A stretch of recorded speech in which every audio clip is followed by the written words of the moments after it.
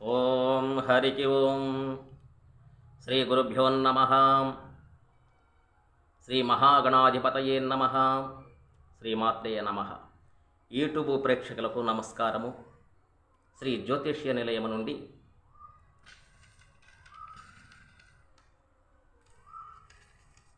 తులారాశి వారికి 1వ తారీఖు 7వ నెల 2024 తులారాశి వారికి గ్రహ అనుగ్రహము ఎలాగుంటున్నది, ఏ గ్రహ ఎటువంటి ఫలితాన్ని ఇస్తుంది అనే విషయాన్ని గురించి తెలియపరుస్తున్నాము. శ్రీ జ్యోతిష్య నిలయం నుండి ఈ గ్రహ స్థితి గతులు తెలియపరుస్తున్నాము. రవిగ్రహము భాగ్యస్థానంలో ఉన్నాడు. మిత్రులతో కలహము, ధన నష్టము, మానసికంగా క్షోభ. కుజగ్రహము సప్తమ స్థానంలో ఉన్నాడు. కుజుడు సప్తమ స్థానంలో ఉంటే బంధు విరోధము, భార్య బిడ్డల యందు ద్వేషము, కలహాలు, గృహములో చిక్కులు, భార్య దర్భున ఉండేవారికి ఈ తులారాశి వారికి శత్రుత్వం కలగటానికి ఎక్కువ అవకాశం ఉన్నది. దాన్ని గ్రహించవలేను. దశమస్థానములో బుధగ్రహం ఉన్నాడు.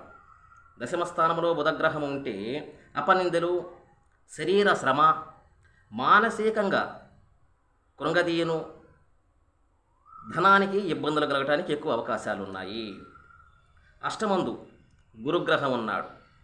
శస్త్రబాధ, అగ్నిబాధ, అనారోగ్యం కలగటానికి అవకాశం ఎక్కువగా ఉన్నది.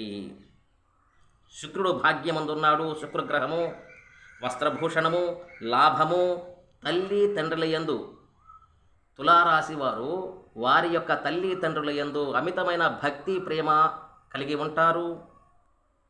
ధార్మికమైనటువంటి నడవడిక కలిగి ఉంటారు.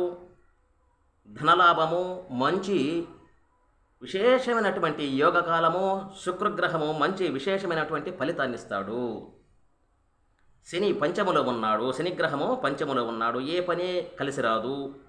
పోరాటము, వ్యధ, బంధు విరోధము, భార్యాపుత్రులతోటి కలహాలు, గృహములో సమస్యలు, బాధలు, కష్టాలు కలగటానికి ఎక్కువ అవకాశాలు ఉన్నాయి. అయితే రాహుగ్రహము షష్టములో ఉన్నాడు. అష్టలక్ష్మి యోగం కలుగుతున్నది. ఇన్ని గ్రహాలు బాగలేకపోయినా కానీ రాహుగ్రహము బలమైన గ్రహము కాబట్టి ధైర్యాన్ని ఇస్తాడు, ధనలాభం ఇస్తాడు. రాజకీయ నాయకులకి విశేషమైన యోగకాలము, సుఖము, సంతోషము, భోగము, ఆనందము, ఐశ్వర్యము, ధనలాభము, విజయం, సర్వ విజయం కలగటానికి రాహుగ్రహ విశేషమైన ఫలితాన్ని ఇస్తున్నాడు. అలాగని వ్యయస్థానంలో కేతుగ్రహం ఉన్నాడు. కేతుగ్రహం కూడా మంచి విశేషమైన ఫలితాన్ని తులారాశి వారికి ఇస్తున్నాడు. మనసు సంతోషము, ఆనందము, యత్న కార్యజయము. ఏ పని, వ్యాపార, వ్యవసాయ, ఉద్యోగము, ఏ ఉద్యోగం చేస్తున్నారో వారికి విజయం కలగటానికి, చదువుకునే పిల్లలకి కూడా మంచి విజయాన్ని కలగటానికి అవకాశం ఉంది. జ్ఞాపక శక్తిని ప్రసాదిస్తాడు. కార్యసిద్ధి, ఏ పని పట్ల కూడా విశేషమైన ఫలితాన్ని ఇస్తాడు.